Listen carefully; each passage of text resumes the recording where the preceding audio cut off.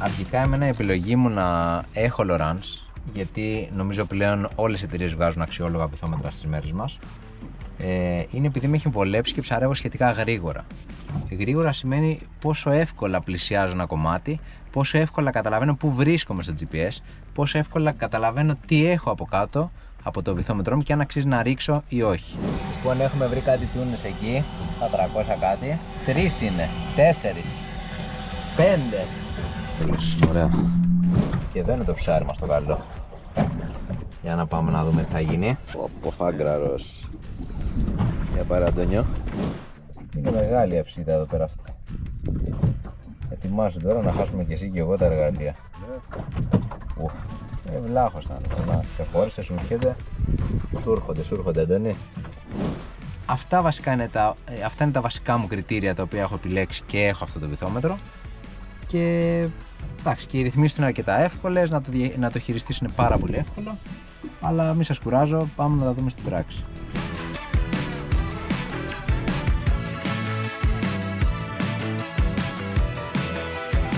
Πρωτού ξεκινήσουμε και σας δείξω κάποια πράγματα, θέλω να σας πω λίγο τι έχω σετάρει εγώ, με τι μάτια έχω το βυθόμετρό μου.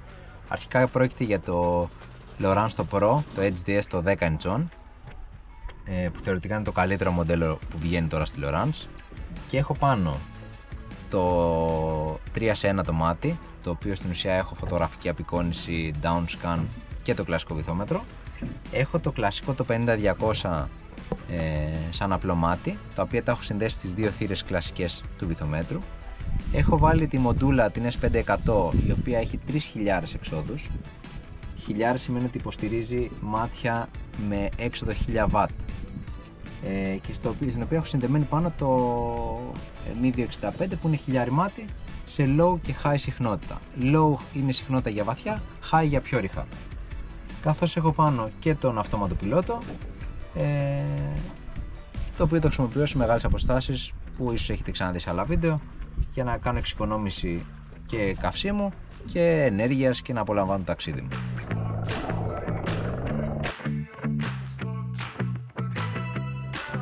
Θα ξεκινήσω με το αγαπημένο μου, που έχουν τα μοντέλα από το Live και μετά τη σειρά της Lowrance, τα οποία τα έχει ακριβή σειρά βέβαια, το οποίο είναι το Sonar Chart Live στην επικάλυψη του χάρτη, το οποίο στην ουσία ξεκινάς και φτιάχνεις το δικό σου χάρτη.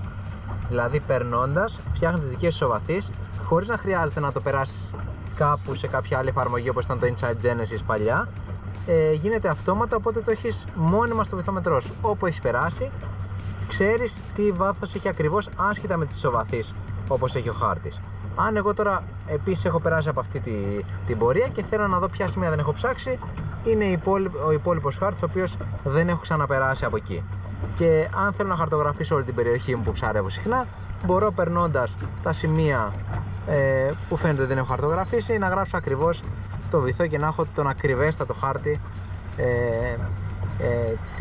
της εταιρείας. Επίσης με το Premium χάρτη μπορεί κάποιος να χρησιμοποιεί και τις σκιάσεις, οπότε να έχει μια πιο ωραία απεικόνιση σε σχέση με βάθος, με το Platinum δηλαδή το χάρτη.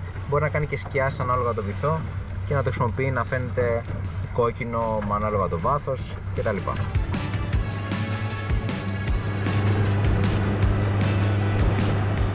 Λοιπόν, τώρα βλέπω ότι κάνουμε χαρτογράφηση και στην πορεία όπως πηγαίνουμε, αλλά όταν θέλω να πάω σε μια απόσταση, καλό είναι να μην κοιτάζουμε τη γραμμή. Αν θέλουμε να κάνουμε μεγάλη απόσταση, να μην κοιτάζουμε που πάμε και να πρέπει να είμαστε συνέχεια στην κόκκινη γραμμή. Χρησιμοποιούμε την εφαρμογή Τιμονεύω. Στην εφαρμογή Τιμονεύω πρέπει στην ουσία το μπλε είμαστε εμείς και πρέπει να στοχεύσουμε στο κόκκινο. Ακόμα και αν χάσω την πορεία μου και στρίψω τελείως και προχωράω για κάμποση ώρα με αυτόν τον τρόπο, πάλι όταν θέλω να ξαναγυρίσω, στην ουσία το κόκκινο είναι το σημείο ακριβώς το στίγμα που έχω βάλει για να πάω. Άρα τι κάνω, στρίβω και πάω πάλι στο σημείο εκείνο που θέλω. Και όταν το βελάκι δείχνει μέσα στο μπλε, στοχεύω ακριβώς στο σημείο που θέλω να πάω.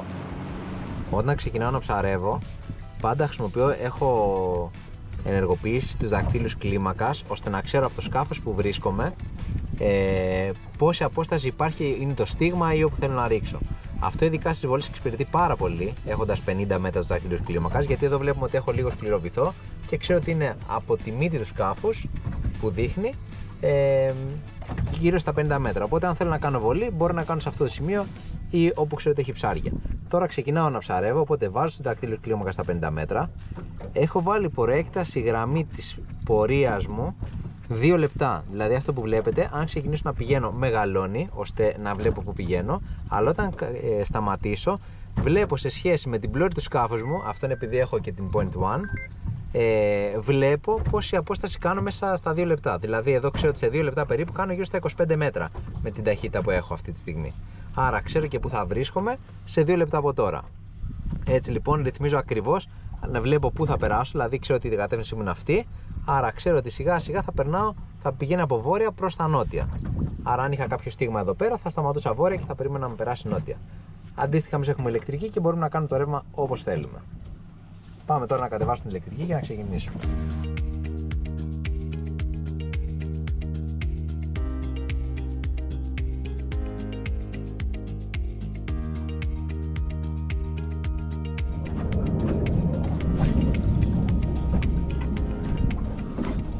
Το 10.000 μέτρα βολή. Και βγάλε. Τουλάχιστον. Λοιπόν, εδώ βλέπω τώρα στο κομμάτι ότι βρίσκομαι περίπου στα 70 μέτρα από το σημείο που έχει κάνει συναγρίδες. Οπότε περιμένω λίγο ακόμα.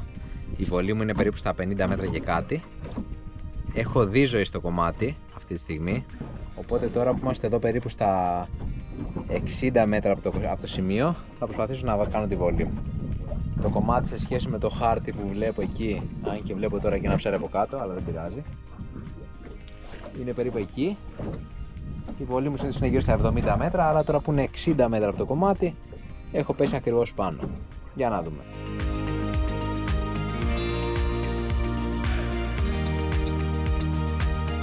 Επίσης πάντα το βυθόμετρό μας βοηθάει στο να βρίσκουμε τις συνθήκες. Δηλαδή εμένα με ενδιαφέρει πιο πολύ αν έχει ζωή και είναι καλό το κομμάτι, παρά να δω μεγάλα ψάρια. Τα μεγάλα ψάρια με βοηθάει λίγο αν τα δω να καταλάβω ότι ίσως το δόλωμά μου εκείνη τη μέρα δεν δουλεύει. Δηλαδή αν είχα χρησιμοποιήσει ένα πλάνο, δεν θα χρησιμοποιήσω πλάνο, θα βάλω μια σιλικόνη. Αλλά εμένα με ενδιαφέρει να βρω τις συνθήκες οι οποίες είναι τα περισσότερα ψάρια. Να έχει δηλαδή ψηλό, γιατί το ψηλό πάλι μαζεύει τα μεγάλα ψάρια και μαζεύει και αυτό σε καλές συνθήκες θερμοκρασίας και ρευμάτων.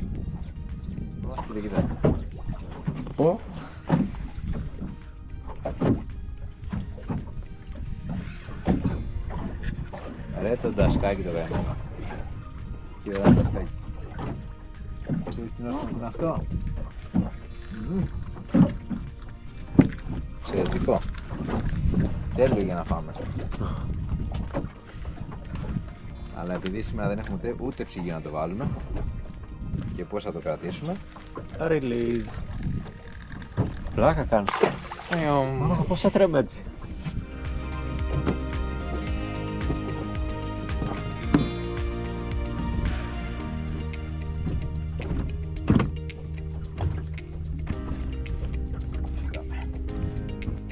Λοιπόν, τώρα θα δείξουμε λίγο πώς προσεγγίζουμε ένα κομμάτι. Σημαντικό είναι να μην έχουμε πάρα πολύ ξεζουμαρισμένο το πλάνο μας, γιατί όταν το έχουμε τελείως ξεζουμαρισμένο δεν βλέπουμε πόσο κοντά είμαστε στο σημείο. Εδώ μας βοηθάνε δακτύλια κλίμακας, στο οποίο εδώ σε αυτό το σημείο φαίνεται πόσο κοντά είναι το κάθε δακτύλιος. Πάντα παίρνουμε υπόψη μας λίγο πώς έρχεται ο καιρός, δηλαδή τώρα ο καιρός έρχεται ακριβώς σχεδόν κόντρα με εδώ που είμαστε. Οπότε ζουμάρω λίγο για να δω το κομμάτι μου πόση απόσταση βρίσκομαι και βάζω τους δακτύλιους κλίμακα στα 50 μέτρα. Εγώ πάντα το πάω ας πούμε 25 και μετά το κάνω λίγο ξεζουμ να πάει στα 50.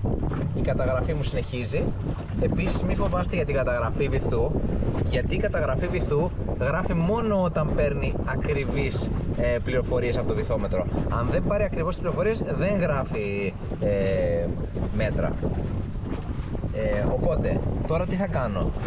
Το καιρός υπολογίζει θα με κατεβάσει, θα με φέρει από βόρεια-νότια. Οπότε το κομμάτι μου είναι εδώ πέρα. Είναι κάπως εδώ πέρα το κομμάτι μου. Οπότε θα πάω από εδώ και θα περιμένω ο καιρός να με φέρει σιγά σιγά στα ψάρια. Δεν πλησιάζω το κομμάτι για να περάσω και να κάνω θόρυβο από πάνω. Προσπαθώ να σταματώ τουλάχιστον 100 μέτρα μακριά από τα κομμάτια, ανάλογα και το πόσο βάθος έχω. Εδώ είμαστε στα 85 μέτρα. αλλά το κομμάτι μας είναι δεξιά στα 100 μέτρα περίπου από εμάς. Και τα ψάρια, αν δείτε εδώ πέρα, είναι μετά το πέσιμο, δηλαδή στο σήκωμα.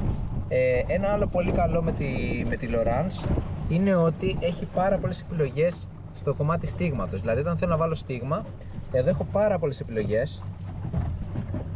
Έχω πάρα πολλές επιλογές, τις οποίες αν θέλω να βάλω να σημειώσω μόνο βυθό σκληρό, μπορώ να βάλω την πέτρα. Αν θέλω να βάλω, εγώ το χ το χρησιμοποιώ για να ψάχνω μέρη, να ψάχνω μέρη και να μπορώ να επανέρχομαι και να δω αν έχει κάποιο καλό κομμάτι. Μπορεί αυτό να το βάζει για ναυάγιο. Εγώ την Άγκυρα χρησιμοποιώ όταν μου βραχώνει κάποιο ψάρι, το θυμάμαι. Τέλος πάντων, έχει μια πάρα πολύ μεγάλη επιλογή, στην οποία μπορείς να χρησιμοποιήσεις τα στίγματά σου χωρίς να γράφεις, για γρήγορα για να το κάνεις πολύ γρήγορο και να μαθαίνεις να καταλαβαίνεις που βρίσκεσαι. Αντίστοιχα, μπορείς εδώ πέρα να σημειώσεις και να πεις ότι ας πούμε 85 μέτρα πέσιμο μπορεί να γράψεις. Μπορεί να γράψεις θες πάρα πολύ γρήγορα. Και εμένα με βολεύει πάρα πολύ, δεν έχει κανένα άλλο βυθόμετρο τόσες επιλογές σε σχέδια.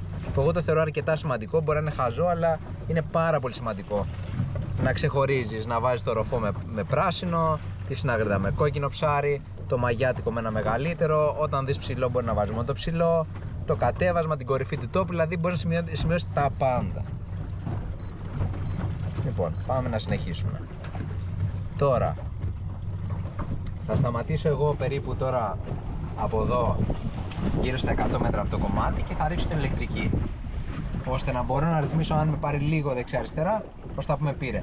Αν θέλω βέβαια, το πιο σωστό ποιο είναι, να σταματάω πιο πριν, να βλέπω ακριβώς την πορεία που με πήρε ο καιρός προς τα πίσω και να κάνω το αντίστοιχο πέρασμα όπως πρέπει, χωρίς να διορθώνω ούτε με την ηλεκτρική, για να είμαι τελείως αθόρυβος. Την ηλεκτρική εγώ τη χρησιμοποιώ σε δύο περιπτώσεις. Μία να με κρατάει κίνητο στα πολύ βαθιά και μία για να πηγαίνω λίγο στα ριχά και να διορθώνω την πορεία μου. Αυτά. Όσον αφορά το κομμάτι που σας είπα του Lowrance και το πόσο εύχριστο είναι στο ψάρεμά του, είναι αυτό πάρα πολύ σημαντικό κομμάτι. Δεν ξέρω αν εμένα μου φαίνεται πάρα πολύ εύκολο, αλλά επειδή έχω όλες τις πληροφορίες, ακόμα και που θα βρίσκομαι στα 2 λεπτά που είπαμε, τους δακτύλους κλίμακας και τελείως διαφορετικά στίγματα για το κάθε σημείο που είναι το σήκωμα, που είναι το πέσιμο και που είναι τα ψάρια, μπορώ με μία ματιά γρήγορη να ξέρω ακριβώς που να σταματήσω και πού θέλω να περάσω και πού θέλω να πάω.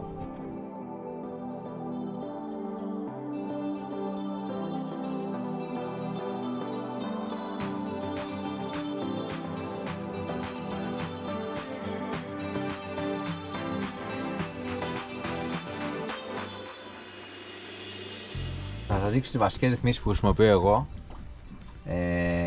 Βλέπουμε εδώ πέρα, αν παρατηρήσετε, έχει ένα πορτοκαλί. Αν μπορέσω να διαλέξω εδώ ή εδώ, επιλέγω ποια οθόνη θέλω να χρησιμοποιήσω. Αν δηλαδή είμαι εδώ πέρα στο βυθόμετρο, ο κατάλογος είναι για το βυθόμετρο. Αν είμαι εδώ, ο κατάλογος είναι για το χάρτη μου. Στο βυθόμετρο, εγώ χρησιμοποιώ στην ευαισθησία αυτόματη γραμμή χρωμάτων από 76 έως 78%. Συνήθως όταν πάμε βαθιά, μπορούμε να προσθέσουμε λίγο ευαισθησία. Πάντα το προσθέτουμε με γνώμονα να μην έχει μπουκώσει ο βυθός κοντά. Δηλαδή εδώ το συν 2 είναι λάθος. Συν 1 θα μπορούσα να το έχω για λίγο μεγαλύτερη απολαβή και να βλέπω λίγο πιο αναλυτικά. Παρ' όλα αυτά το χρησιμοποιώ στο αυτόματο και βλέπουμε. Στις προχωρημένες τώρα έχω όλα τα φίλτρα κλειστά. Σαφήνεια επιφανείας κλειστή, απόκριση φθορείου κλειστή. Σαφήνεια επιφανείας είναι για να σου καθαρίσει αυτό το κομμάτι εδώ. Δηλαδή αν πατούσα υψηλό, βλέπουμε ότι καθάρισε αμέσως η επιφάνεια. Όμως όταν το έχω υψηλό, χάνω λίγο από την ανάλυση του βυθού. Αν δείτε δηλαδή και εδώ, είναι πιο έντονη η ανάλυση του βυθού. Οπότε εμένα με ενδιαφέρει πιο πολύ η ανάλυση του βυθού, οπότε κλείνω εδώ πέρα. Ταχύτητα ping μέγιστο και ταχύτητα κύληση κανονικό. Αυτό είναι πόσο γρήγορα κινείται. Καμιά φορά όταν πηγαίνω σε πορεία και θα ήθελα να μου γράφει λίγο πιο γρήγορα το βυθόμετρό μου, μπορώ να το γράφω επί 2 ή επί 3 την κύληση, δηλαδή να πηγαίνει πιο γρήγορα.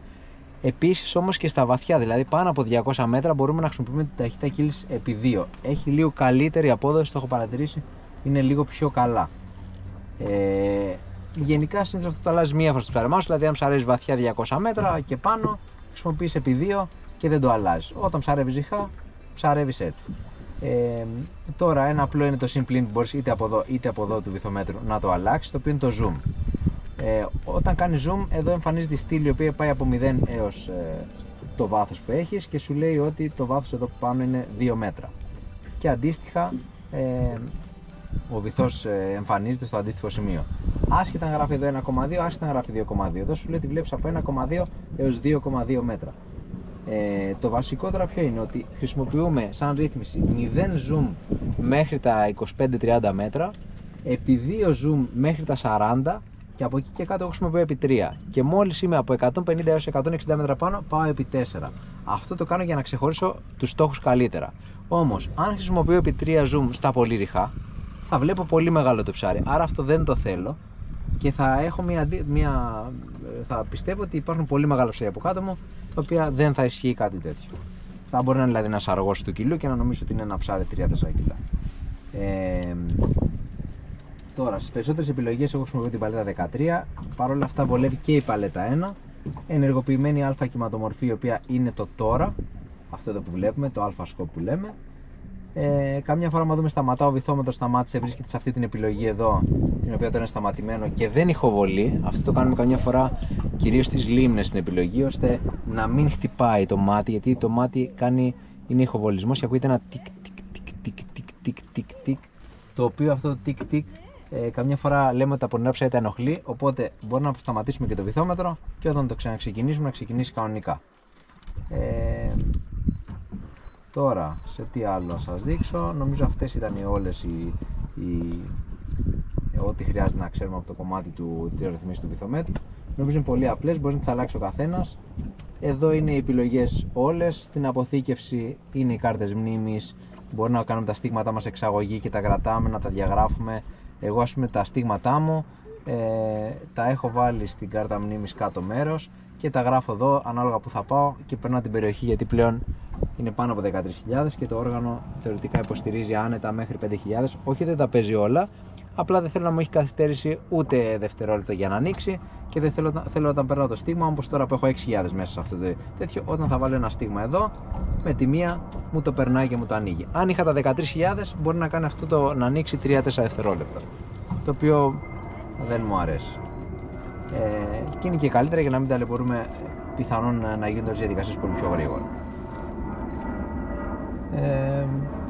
Τώρα τι άλλο να σας δείξω, μετά είναι οι ρυθμίσεις εδώ πέρα, οι οποίες έχουν να κάνουν με διάφορα πράγματα, τα οποία είναι λίγο πιο εξειδικευμένα. Αν χρειαστεί κάτι βοηθάμε και το ρυθμίζουμε έξτρα, αλλά αυτά είναι τα πιο βασικά. Αυτά είναι το 99% ρυθμίσεων που χρησιμοποιούμε οι περισσότεροι. Να σας δείξω τώρα και το χάρτη μου, πώς το ρυθμίζω από την αρχή. Στο χάρτη εδώ, εγώ όταν πατήσουμε στις ρυθμίσεις, γιατί οι ρυθμίσεις είναι μεν εδώ, οι οποίες είναι του χάρτη, αλλά έχει ρυθμίσει και το κάθε πράγμα ξεχωριστά. Δηλαδή, στο βυθόμετρο, αν το μάτι μας δεν το διαβάζει για κάποιο λόγο, στην εγκατάσταση, όταν βλέπουμε στις ρυθμίσεις βυθόμετρο, εγκατάσταση, αν πατήσουμε εδώ πέρα, μπορούμε να διαλέξουμε ποιο μάτι έχουμε.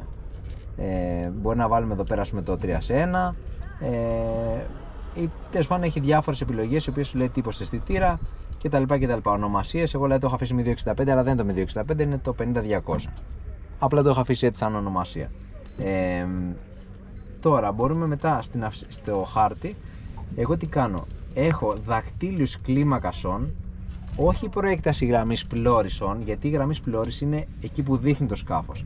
Η προέκταση πορείας με ενδιαφέρει εμένα, την οποία την έχω και αυτή on. Η δακτύλη κλίμακας είναι αυτό που είπαμε με τα στρογγυλάκια, σου βλέπεις εύκολα την απόσταση. Στην προέκταση της πορείας μου έχω on, το οποίο το βάζω μήκος προέκτασης 2 λεπτά. Είναι αυτό που λέγαμε. Κάποιος, αν δεν το βολεύει, μπορεί να το βάλει και 10 μίλια και 1 μίλι και 100 ναυτικά μίλια, για να έχει μονίμως μια πολύ μεγάλη απόσταση και να ξέρει που κατευθύνεται. Απλά εμένα με ενδιαφέρει και το πόσο κοντά πλησιάζω στο στόχο μου. Δηλαδή, όταν γκαζώσω, τα 2 λεπτά είναι πολύ μεγαλύτερη απόσταση. Και τα υπόλοιπα τώρα τα έχω όπως τα έχει το βυθόμετρο από μόνο του. Αυτά μόνο αλλάζω εγώ.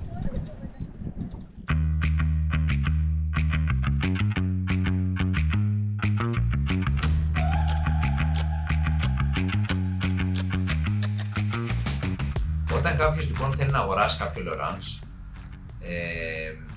έχει 3 επιλογές. Η εταιρεία βγάζει ένα οικονομικό βυθόμετρο που ονομάζεται οικονομική της σειρά Eagle. Η αμέσως επόμενη σειρά είναι η Elite DFS και η αμέσως επόμενη, η πιο ακριβή σειρά αντίστοιχα, είναι τα Pro. Αναπεριόδους αλλάζει μοντέλα, δηλαδή το Elite FS πριν ήταν το TI, πριν το Eagle ήταν το Hook, πριν το Pro ήταν το Live και ούτω καθεξής. Τώρα, συνεχώς προσπαθεί να έχει μια οικονομική σειρά για κάποιον ο οποίος δεν θέλει να διαθέσει πολλά χρήματα. Μια ενδεικτική τιμή είναι ότι ένα 9 Eagle μαζί με το μάτι κοστίζει γύρω στα 800 ευρώ.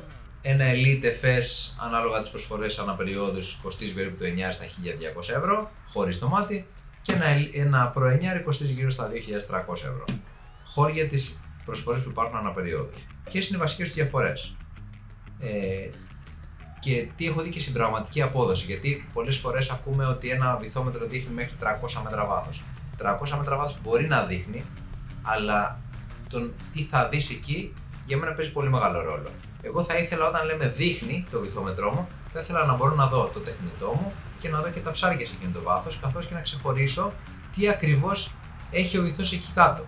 Δηλαδή, αν θέλω να βρω την πέτρα, μην μου δείχνει 120 μέτρα και απλά δεν μπορώ να ξεχωρίσω την πέτρα στο βυθό. Οπότε, εγώ με αυτά που έχω δει με τα μάτια μου και ξέρω να σκατατοπίσω αρκετά καλά, είναι ότι ξεκινάμε με το Eagle, με το μάτι που είναι μέσα με απόδοση 600 W, συν ότι σε σχέση με τα άλλα δύο δεν είναι touch το βυθόμετρο, είναι με κουμπάκια, οπότε δεν έχει το οθόνη αφής. Η πραγματική του απόδοση είναι να βλέπεις τα πάντα σχεδόν μέχρι τα 70 μέτρα. Από εκεί και πέρα αρχίζει και αλλοιώνεται η εικόνα. Δεν σημαίνει ότι θα δούμε στα 90 μέτρα κάποια ψάρια, απλά αρχίζει και αλλοιώνεται η επιδόση του. Μιλάμε για το μέγιστο της απόδοσης, έτσι, πάντα. Δεν μιλάμε ότι δεν θα δούμε ψάρια στα 80 μέτρα ή ένα καλό βυθό στα 90, έτσι. Αυτό είναι, δηλαδή ο βυθός συνήθως στα 100 μέτρα θα το ξεχωρίσει αν είναι σκληρός ή μαλακός. Απλά η μέγιστη απόδοση είναι μέχρι τα 70 μέτρα. Πάμε στο Elite FS, το οποίο πλέον τα καινούργια έχουν μία έξοδο πίσω για μάτι, όπως αντίστοιχα και το Eagle έχει μόνο μία έξοδο. Απλά τα Eagle, τα μηχανήματα, παίρνουν δύο μάτια, η φωτογραφική απεικόνηση, ας το πούμε έτσι, ή με φωτογραφική απεικόνηση το 600 το 50-200. Το Eagle τώρα έχει μία έξοδο, έχει multitouch οθόνη. Multitouch σημαίνει ότι χρησιμοποιούμε και τα δύο μας δάχτυλα αν θέλουμε. Όλα είναι εννοείται βυθόμετρα και GPS. Αν θέλουμε κάτι έξτρα, αγοράζουμε και χάρτη για να έχουμε τις ισοβαθείς και να βλέπουμε περίπου που πάμε.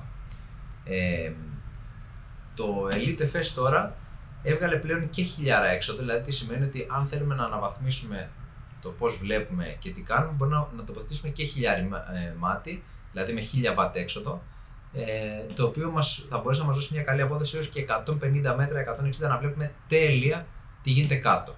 Δηλαδή τα βράχια, τα ψάρια, όλα. Με το απλό μάτι τώρα στο Elite FS, σε καλές συνθήκες βλέπουμε 100-110 μέτρα τέλεια. Από εκεί και πέρα αρχίζει και αλλοιώνεται η εικόνα. Αντίστοιχα, στο Pro έχουμε τώρα δύο εξόδους, πολύ πιο δυνατό επεξεργαστή από το Live και θα δούμε και ότι έχει και πολύ έντονες διαφορές σε χιλιάρια μάτια. Δηλαδή, όποιος είχε το TM185 και το έχει χρησιμοποιήσει Live και Carbon ή οπουδήποτε αλλού, τώρα έχουμε δει φοβερές εικόνες με το TM185, ακόμα και στα 500 μέτρα βάθος. Στο Pro τώρα, ακόμα και με το TM185 που δεν ενδείκνυται για τα μεγάλα βάθη, έχουμε δει απίστευτες εικόνες μέχρι και τα 500 και παραπάνω μέτρα, 580 μέτρα βάθος. Πλέον και οι δύο εξόδες του Pro είναι χιλιάρες, δηλαδή έχει δύο θέσεις για μάτια και οι δύο είναι χιλιάρες. Με αποτέλεσμα μπορείς να βάλεις είτε ένα 265 low high που είναι δύο συχνοτήτων, ή μπορεί να χρησιμοποιήσεις ένα χιλιάρι μάτι και άλλο ένα κόμμα το οποίο μπορείς να τα αλλάζεις πάνω από την οθόνη σου και να βλέπεις τι έχεις. Τώρα, οι επιλογές στο Eagle. Έχουμε επιλογές 5, 7 και 9 inches. Στο Elite έχουμε 7 και 9. Και στο Pro έχουμε 9, 10, 12 και 16 αντίστοιχα. Αρκετά ακριβότερες τιμές, αλλά εντάξει, αξίζει νομίζω τα λεφτά του. Και αν κάτι χρειάζεται μετά για να το σετάρουμε, για να δούμε τι χρειαζόμαστε ανάλογα με τα ψαρέματα που θα κάνουμε, με τις ανάγκες μας, μπορείτε να επικοινωνήσετε μαζί μας. Εμείς έχουμε υποστήριξη και εγγύηση εννοείται ελληνικές και παρέχουμε υποστήριξη και στην εκμάθηση και στο τι χρειάζεται για να καταφέρουμε να το σετάρουμε σωστά και να έχουμε το αντίστοιχο μάτι που χρειάζεται για το κάθε ψάρεμα που κάνουμε. Εγώ, ας πούμε, προσωπικά τα χρησιμοποιώ όλα τα μάτια, και το απλό και τη φωτογραφική απεικόνηση και το Mi 265 όπως ανέφερα πριν, για να καλύπτω όλη την γάμμα των ψαρεμάτων από τα 5 μέχρι τα 700 μέτρα που προσπαθώ και πιο τελευταία. Πολλά μοντέλα της Lowrance μπορείτε να τα βρείτε τιμοπαράγοντα στο κατάστημά μας και αν θέλετε κάποιο το οποίο δεν είναι διαθέσιμο μπορείτε να επικοινωνήσετε μαζί μας και θα μπορείτε να το προμηθευτείτε σχετικά άμεσα.